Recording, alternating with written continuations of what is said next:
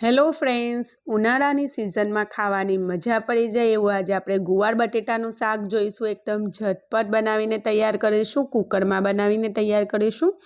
બહુ જ ટેસ્ટી બનશે અને ખૂબ જ ઓછા સમયમાં બનીને તૈયાર થઈ જશે। વિડીયો ગમે તો લાઈક જરૂરથી કરજો, ચેનલને જરૂરથી સબસ્ક્રાઈબ કરી લેજો। તો ફ્રેન્ડ્સ, અહીં મેં કુકર લીધેલું છે। કુકરમાં 2 મોટા ચમચા જેટલું આપણે તેલ એડ કરીશું। તો મેં રેગ્યુલર રિફાઇન્ડ ઓઇલનો યુઝ કર્યો છે। તેલ સારું એવું ગરમ થઈ જાય એટલે આપણે એમાં આગળના મસાલા કરીશું। તો ફ્રેન્ડ્સ, ગુવાર સિંગમાં આપણે અજમાનો ઉપયોગ કરવાના છે। તો અજમાથી ગુવાર સિંગ પચવામાં બહુ જ સરળ બનશે। તો અહીં 1 નાની ચમચી જેટલો મેં અજમાનો ઉપયોગ કર્યો છે।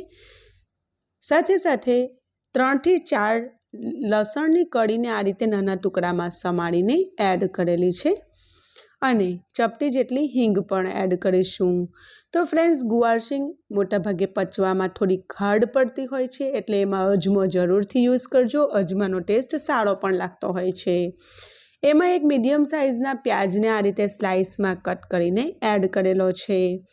તો પ્યાજને આપણે એકદમ વધારે પડતો ગોલ્ડન નથી કરવાનો, હલકો ગોલ્ડન ફ્રાય થાય, ટ્રાન્સપેરન્ટ થાય ત્યાં સુધી જ આપણે એને શેકવાનો છે। તો મીડિયમ ગેસની ફ્લેમ પર આપણે એને આ રીતે હલાવતા જઈને શેકી લઈશું। જુઓ, આ રીતનું હલકું ટ્રાન્સપેરન્ટ થઈ ગયું છે। તો હવે આપણે એમાં 1 મોટી સાઇઝના ટામેટાને ચોપ કરીને એડ કરીશું। ટામેટાની સાથે સાથે આપણે એમાં સ્વાદ પ્રમાણે મીઠું પણ એડ કરી દઈશું, જેથી ટામેટા ઝડપથી સોફ્ટ થઈ જશે।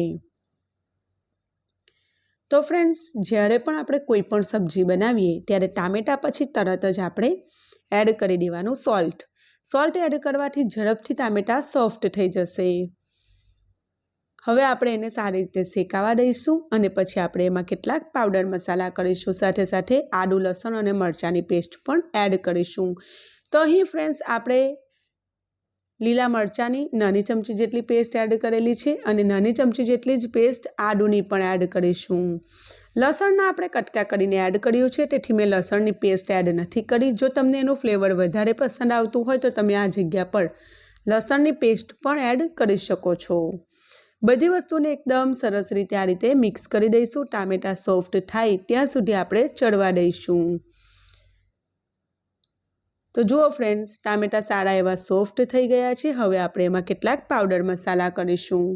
તેમાં 1/4 ચમચીથી પણ થોડોક ઓછો આપણે હળદર પાવડર ઉપયોગમાં લઈશું। તો તમે અડધી ચમચી સુધી હળદર પાવડર એડ કરી શકો છો।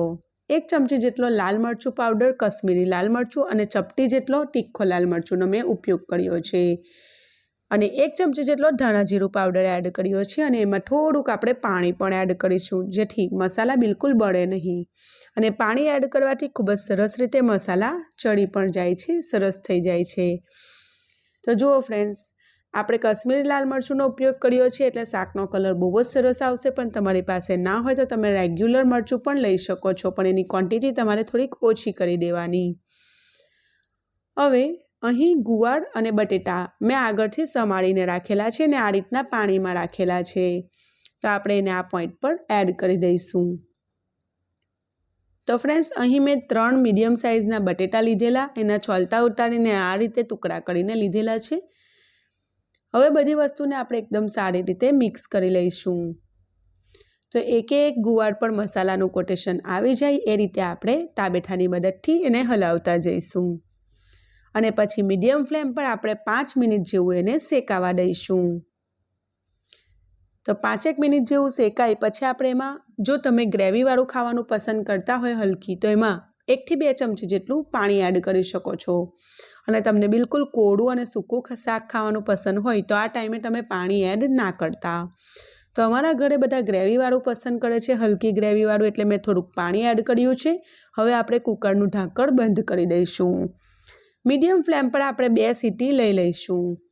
2 સીટી આવી જાય એટલે કુકરની લીડ આપણે આપમેળે ઠંડી પડવા દઈશું, એટલે કે એની જાતે જ રિલીઝ થવા દઈશું અને પછી આપણે તમને કુકર ખોલીને બતાવીશું। તો 2 સીટી આવી ગઈ છે અને ત્યાર પછી પણ 10-15 મિનિટ જેવું થઈ ગયું છે। હવે હું તમને કુકર ખોલીને બતાવી રહેલી છું। તો તમે જોઈ શકો છો એકદમ સરસ ટેસ્ટી એવું ગુવાર બટેટાનું શાક આપણું બનીને બિલકુલ તૈયાર છે। અને ફ્રેન્ડ્સ, એમાં તમે જોઈ શકો છો હલકી ગ્રેવી પણ છે। તો ઉનાળાની સિઝનમાં ગુવાર ખૂબ જ સરસ મળતી હોય છે। તો ફ્રેન્ડ્સ, તમે જરૂરથી આ રીતે ગુવાર બટેટાનું શાક બનાવીને તૈયાર કરજો। મેં તમને એકદમ સરળ પદ્ધતિથી બનાવતા બતાવેલું છે અને બહુ જ ટેસ્ટી પણ બને છે। તો તમે મારી આ રીતે જરૂરથી ટ્રાય કરજો। હવે આપણે એને સર્વિંગ પ્લેટમાં લઈ લઈશું। સાથે સાથે ઘરનું બનાવેલું દહીં એની સાથે સર્વ કર્યું છે। તો દહીં સાથે ગુવાર બટેટા ખાવાની ખૂબ મજા આવે છે। અને ફ્રેન્ડ્સ, આની સાથે સાથે એક કેરી અને કાંદાનું મેં કચુંબર પણ સર્વ કરેલું, જે વિડીયો ઉતારવાનું રહી ગયેલું છે, પણ એની રેસીપી આપણી ચેનલ પર હું જરૂરથી અપલોડ કરીશ, એ પણ તમે જોજો, બહુ જ ટેસ્ટી બને છે। તો જુઓ, એકદમ ચટાકેદાર, એકદમ ટેસ્ટી અને ઝટપટ બની જતું એવું ગુવાર બટેટાનું શાક બનીને બિલકુલ તૈયાર છે। તો ગરમા ગરમ આપણે એને સર્વ કરીશું। વિડીયો ગમે તો લાઈક કરજો, ચેનલને જરૂરથી સબસ્ક્રાઈબ કરજો। ફરી મળીશું, આવજો।